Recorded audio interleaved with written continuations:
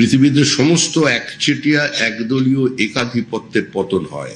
আজকে আমরা 207 এই শরীরী ভাষা নিয়ে যদি আমাদের দলের কেউ নেমে পড়ে ময়দানে, তাহলে পরিণতি কিন্তু অত্যন্ত বিপজ্জনক হবে। যে অনাকাঙ্ক্ষিত ডিম থেরাপি শুরু হয়ে যাবে, সেই ডিম কিন্তু ঘুরে অন্যদিকেও পড়তে পারে। এটা প্রত্যেককে মনে রাখতে হবে, একটু সাবধান হবেন, কারণ ডিমের অভিমুখ বদলাতে বেশিক্ষণ সময় লাগবে না।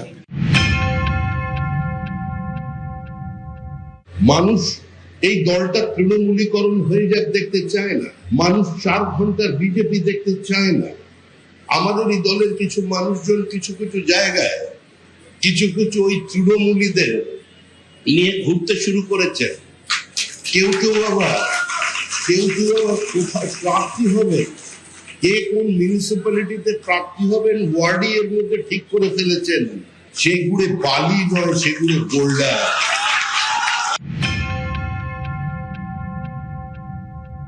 আমাদের দলের নাম নিয়ে কিছু মানুষ বিভিন্ন জায়গায় তোলাবাজির চেষ্টা চালাচ্ছে। মুখ্যমন্ত্রী শুভেন্দু অধিকারী কঠোর হাতে প্রশাসনিক স্তরে সেটা ব্যবস্থা নিচ্ছে। আমরাও দলের পক্ষ থেকে সাংগঠনিকভাবে যেটা করার করছি। বিচ্যুতি 2-1 জায়গায় আছে, কিন্তু কোনো বিচ্যুতিকে দীর্ঘদিন মানা যাবে না। সরকারের নীতি এ ব্যাপারে 0 টলারেন্স। আরো 15 দিনের সময় দেখছি আমরা, তারপরে যেটা হবে বুঝতে পারছি। 15 দিনের মধ্যেই ঘটে গেল দমদমে প্রমোটারকে রক্তাক্ত করার ঘটনা। কারা এরা?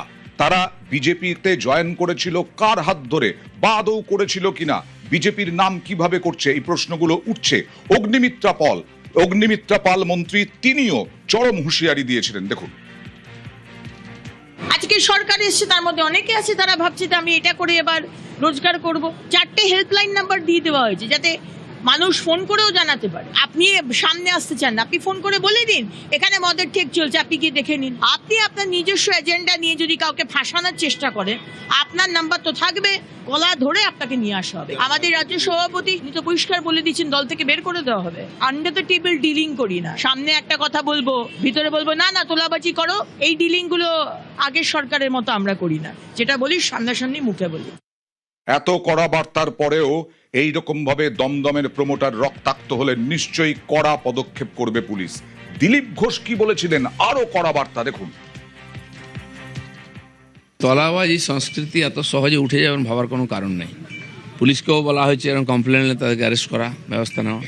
এবং সেই তোলাবাজরাই আমাদের অনেক লোকের সঙ্গে চিপকে গেছে। আমাদের বহু নেতা আছেন যারা নূতন এই মধুতে আসক্ত হয়ে যাচ্ছেন, কিন্তু পার্টিও নজর রেখেছে, চেষ্টা করছে এগুলোকে অ্যাভয়েড করতে। পার্টির মধ্যে আলোচনাও হচ্ছে, আর এরা খুব ঘনিষ্ঠ হয়ে গেছে। এই যারা দুর্বৃত্ত ছিল, মানুষকে কষ্ট দিয়েছে, লুট করেছে, তারা আসার চেষ্টা করছে আমাদের লোকের কাছে। তো আমার মনে হয় যে বিজেপি নজর রেখেছে, এবং মানুষ যে উদ্দেশ্য নিয়ে পরিবর্তন করছে সেটা যেন ভুলে না যাই আমরা। আমাদের প্রত্যেকের দায়িত্ব এইসব লোক থেকে দূরে থাকা এবং এদের অন্যায়ের বিচার করা। আমরা তো গত কয়েক দিনের বক্তব্য দেখালাম, শনিবারের শ্রমিক ভট্টাচার্যের বক্তব্য দেখালাম, আজকেও বিজেপি রাজ্য সভাপতি সাংসদ শ্রমিক ভট্টাচার্য তিনি আজকেও হুঁশিয়ারি দিলেন। দেখুন,